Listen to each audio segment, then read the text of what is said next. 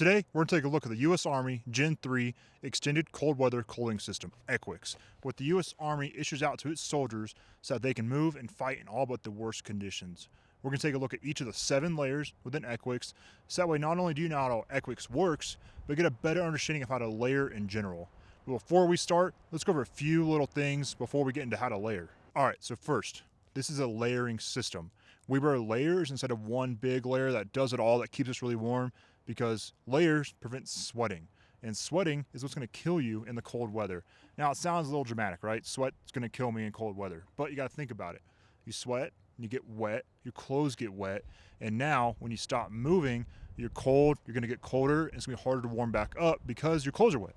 So when we layer, we're looking at upgrading our layers throughout the day or night, and downgrading our layers throughout the day and night, depending on our movement and how much we're static or, kind of staying in one spot. So that's why layering is important, because it prevents sweating. So when we get into all these layers, pay attention to that and start thinking about how you can incorporate your own layers, or if you go buy ECWCS layers, how to use them to prevent sweating, because the general rule of thumb with sweating in cold weather, clothing is once you start sweating, it's already too late. Now, obviously, you're not always going to be able to prevent yourself from sweating, but you can try your best. And a good way to do that is just be on the colder side to begin with. Just be a little cold in your layers when you're standing there and moving around. You're not going to sweat as hard. So that's the general rule of thumb, is how to prevent sweating is wear appropriate layers and always stay a little on the chillier side, so that way you're not going to sweat in the first place.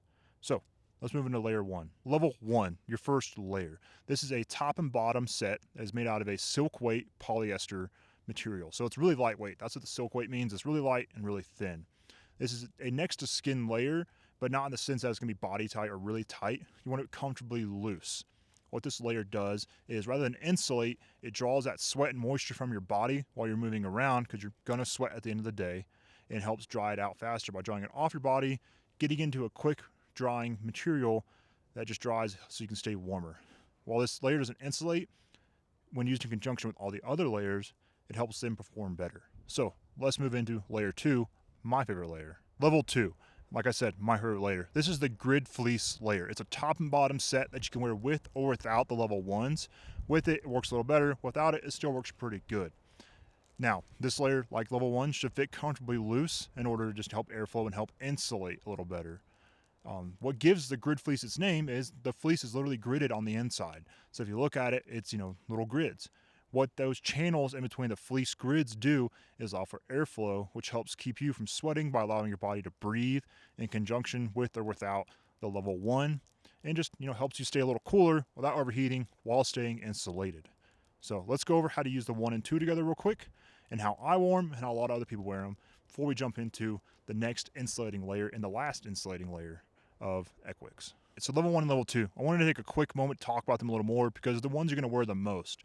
They're the best for when it's mild to getting into that chillier weather. So you're going to see the most use out of those throughout the fall into early winter, and from the winter into the spring. So they're just a good layer you're going to get a lot of use out of. Typically, all you're going to wear them with, as far as like an outer layer, is your uniform if you're in the U.S. Army. If you're just wearing them to wear them, just your outer layer of clothing. So that all is going to combine and help insulate you while you're moving around. For me personally, I like to wear a level 1 top, a waffle, my uniform top, and there's level 1 bottoms underneath my pants. And that helped me pretty good when I was out in the field, when I was in the Army, and I feel like it's a really good way to wear those, because my legs always stayed a little warmer than my torso, and keep my torso a little warmer, kept my legs warm, and kept my hands warm, everything else. So that's a little bit about level 1s and 2s and using them, because I think you're going to use them the most. So let's get into level 3. The level 3, the one I wasn't allowed to wear in the U.S. Army, is by far the comfiest of the ECWCS layers, and it is made out of a faux fur fleece material. It's a fleece jacket zip up, and it's super nice. It's super comfy and it's super warm. Typically, you're going to wear this as a primary insulating layer under a shell jacket when it's in that moderate to cold weather, or as your outer layer when it's just like a mild cold. And it's going to keep you pretty warm. Not much of a wind blocking effect with it, but it'll keep you pretty warm in all but the windiest weather. And it's not great for like moving around rough and tough, but if you're around garrison, pretty nice. Now, I say I wasn't allowed to wear this one. It's just like a little funny fact that a lot of you, if you're in, you'll be aware of, is combat units don't really like this layer for some reason or another.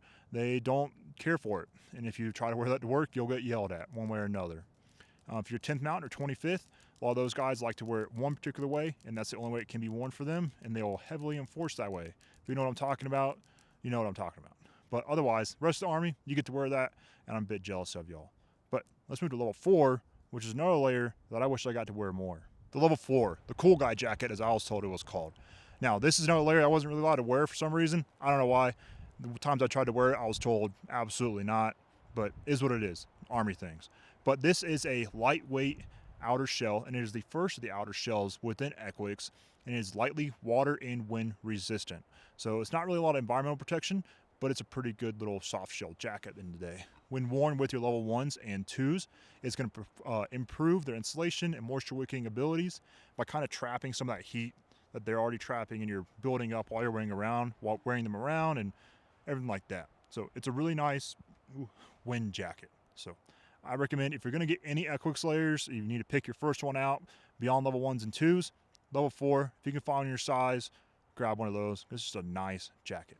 Now, this is also meant to be worn with your body armor. So because it is lightly water and wind resistant, it's a little more breathable, so you can breathe a little bit more when you're wearing body armor, chest rigs, backpacks, all that.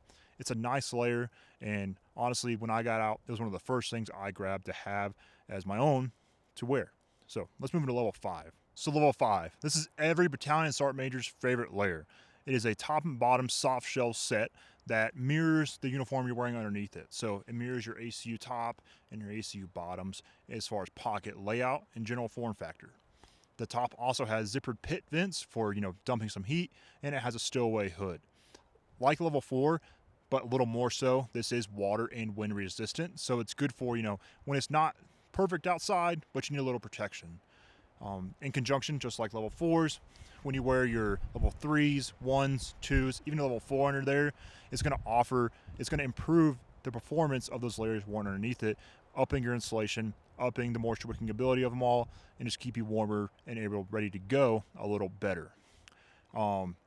This is best for wear when it's dry snow. If you don't know what that means, just snow that's not fresh, it's not melting, it's not thawing, it's dry snow. If you step on it, take a knee in it, lay down in it, it's not immediately going to get you soaking wet.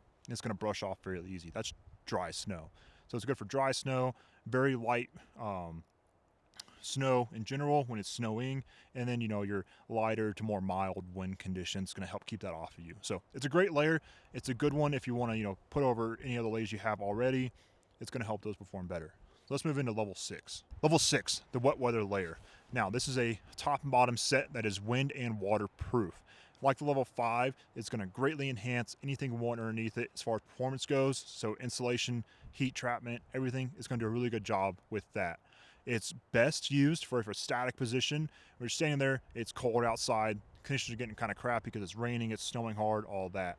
If you're moving around, it's muddy, it's starting to thaw, it's raining, it's snowing. It's going to be great too because it's going to protect everything worn underneath it. But because it is wind and waterproof, you're going to trap a lot of heat while you're moving around. So you need to be aware of all that heat getting trapped because you're going to sweat very easily wearing your wet weather top and bottom set in any sort of combination. So be aware of this one. This is definitely, I'll call it the most dangerous layer to wear in really cold weather because you're going to sweat pretty easily in this one. And, that could be a dangerous thing. So just pay attention. This is a great set otherwise. If you need a really solid wet weather top and bottom for any weather, grab a level 6 set or one of the pieces, whatever you need, and you will not be sad. So let's move into level 7, the last layer that is by far the comfiest as far as warmth goes. Level 7, the marshmallow suit. This is a highly insulated outer shell layer that is highly water and wind resistant. It's not waterproof, so it's great for static positions when you're just kind of standing around, not doing a whole lot, or it's super cold out there, you are moving around, but the conditions are fairly dry. So it's made of a lightweight loft. It's not too heavy of a loft. It's pretty lightweight while still keeping you warm, and it's still being able to pack away pretty easily. It's sized, the pants, to be worn over the pants you're already wearing, so you don't have to downgrade any layers underneath it. You can wear it over a lot of layers, and the top is oversized as well to be worn over up to your body armor. So I wouldn't expect people to zip it over your body armor necessarily, but you can wear it over, still be pretty comfortable, still be able to manipulate your rifle, everything like that. So it's definitely sized to be worn over a lot of other clothing and not worn as a standalone layer jacket. But like I said, this is the warmest layer. It's got a lot of insulation in there. still acts as an outer shell layer, and it's the warmest one. So if you're getting that really cold weather, you're having to sit because you get one of these for hunting, so you're just glassing something, you're just observing what's going on out there in the woods, this is a good one to keep you warm in conjunction with other layers. Or if you're just a person that gets really cold easily, a jacket of these is really nice. So that's the last level. Now let's tie this video up. So that's ECWCS in a nutshell. Now per the TM, if you're wearing everything appropriately, this is going to be able to protect you from anywhere from 40 degrees Fahrenheit to negative 60 degrees Fahrenheit when worn properly and you're doing things right. Now I'm not going to test that negative 60 out, but I can tell you in the single digits, wearing it right with the proper gloves, proper headgear, proper boots, you're going to be more than warm with ECWCS on when you layer up correctly. So I know I didn't go into excruciating detail for any of these layers, but I hope you have a lot better understanding of how the layers work, how to use the layers you already have, and just in general, stay warmer and safer when you're out there this winter and you're layering up because it's cold outside. So hope you enjoyed this video. Appreciate you watching.